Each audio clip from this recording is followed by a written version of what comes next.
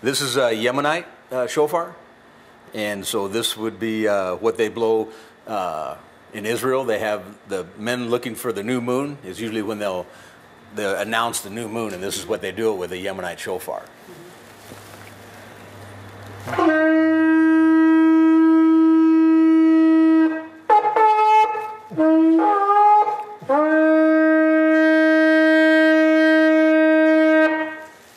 And so it'll be, I mean, I don't know exactly. I've heard it's that a lot of the professionals in Israel, they have families that just blow the shofar, and they say it sounds like a jazz trumpet. That's how good they are on these things. So. Well, you sounded mighty good.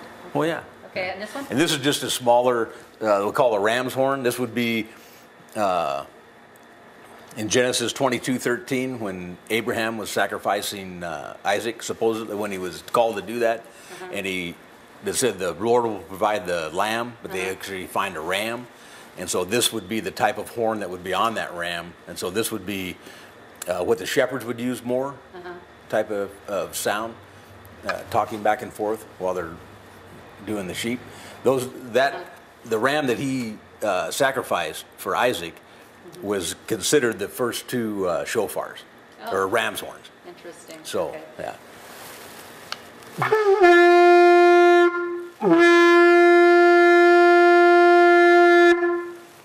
So that would be how the shepherds wore, because they're smaller, they're more compact. Yeah. They could carry them around a lot easier. So that's what they would use, I think, in communicating different shepherds out. Is there a supernatural component to that, though, besides calling shepherds back and forth? Oh, well, you could use it to announce things, I'm sure. If the shepherds, they were like the first line of defense, I'm sure, because they were out and about. So if they saw armies coming, they would call. It could be used for alarm. It could, I'm sure when they were just out there by themselves, it was for worship. I mean, there's a lot of different ways it could be used, you know. Okay. So, and then my shofar, I'm not going to blow it because I'm not very good at it. I wore braces for a couple of years. Oh, okay. And I definitely took a break because it just didn't there you go. get my mouth. It'd be hard, yeah. Yeah, but so is this used for the same thing that this one is? Just the smaller? Yeah, it's just a smaller. They're a little bit harder to blow because it's a higher pitch. The bigger the bell, the deeper the sound, and it's easier, and the bigger air hole you have you can get more sounds out of it. Okay. So that's the only real difference. Okay.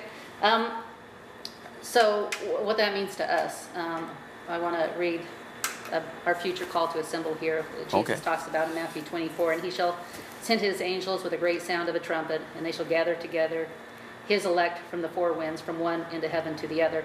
I talked about it on the show. That's not the rapture. You can know that because it talks about, and I used to think so. So the word gather is a word that if somebody studies in the scripture, it's exactly what they're doing, a call to order. Right. And then there will be an exodus to Israel.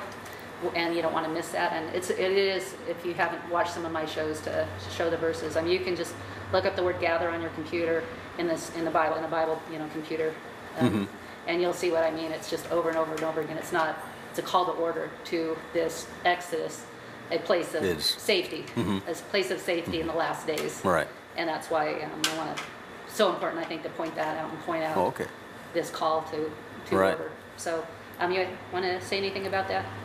Well, I had heard before that the sanctuary city would be Petra, to hold the remnant. So maybe that would tie in with all this, a call to go to Israel. I think it's just outside of Israel proper. I'm not sure exactly where Petra is geographically, but I know it's a real place. Yeah, I'll have to look that up, because my guess is it's south of Israel, but I'll be interested to find that out. So it says in Joel 2, blow the trumpet in Zion, and let the alarm and sound an alarm in my holy city. Let all the inhabitants of the land tremble, for the day of the Lord cometh, it is nigh at hand. So that is the holy mountain is where God will be. So. Right. And I think part of that is there is a lot more shofar blowers. There's a definite interest in the shofar, that sound. So I think there's something about Joel that is coming about. I think the Lord's bringing people into remembrance of that, and it's opening things up in that area. Yeah, believe me, when you start appreciating, I mean, my experience is when you start appreciating not just the New Testament, but the Old Testament too, in light of the New Testament, it opens up a whole new world, and your relationship, with God, through Jesus, it gets a lot more deep and supernatural. Supernaturals, if you want to see the supernatural realm, include all the entire Trinity and the power, of that, and the obedience that God puts in the Old Testament as well, not just the New Testament. Revelation 8, it says, and I beheld and heard an angel flying through the midst of heaven, saying with a loud voice, "Woe, woe, woe to the inhabitants of the earth by reason of the other voices of the trumpet of these three angels, which are yet to be sound." So we have the people that come to order, and then we have the woe, woe, woes, and the inhabitants of the earth. That doesn't sound good. No, it doesn't. But it's interesting by reason of the other voices. So that each trumpet that they would blow has its own voice, which is interesting to me. I never actually caught that till you just read that. So well, the three angels that are the angels are going to sound them, but the trumpets that they blow have their own voice, and I think that'll speak to people in different I don't know, people groups, or I think they're calling to people. I think. Yeah. So part of the conference I was at in Illinois, one guy blew it on the streets of Chicago, and a Muslim gentleman actually had a vision of Jesus while he was blowing the shofar, and came up and talked to him, and actually he led him to the Lord through that encounter. But so I think the voice of the trumpet he was blowing opened up something for that gentleman in the spiritual realm, and he had a vision of Jesus, and that encouraged him to go up and talk to this guy, and he came to the realization that he needed a savior. Wow. So it was awesome. Yeah, that's awesome. Well, we should take the trumpet and blow Iran.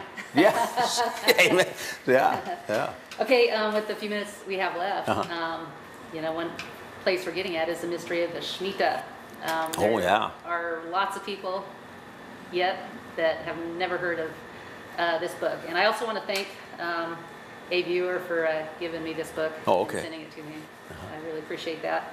That has a lot of important information, and you've really studied it. So can you talk about that in a few minutes?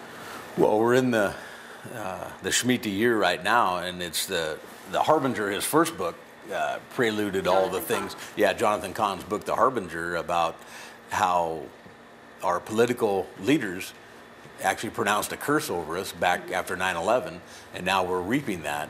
And these next 2 years are Sabbath years. You mean starting from 2014 to 2015? 2008. 2011 or 9/11 happened, and then in 2008 we had the financial collapse, and so another 7 years after that will be 2015, which is this year, which a lot of people think something dramatic is going to happen this year. So this happens to be a Sabbath year also in Old Testament times. That was a giving back time, and actually 2016 will be a Jubilee year. It'll be the 50th year when the whole Jewish culture revolves around this Jubilee year.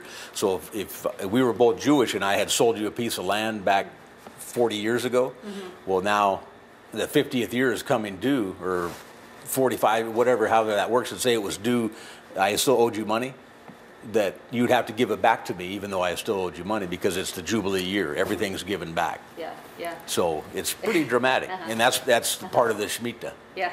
Wow. Okay. Yeah.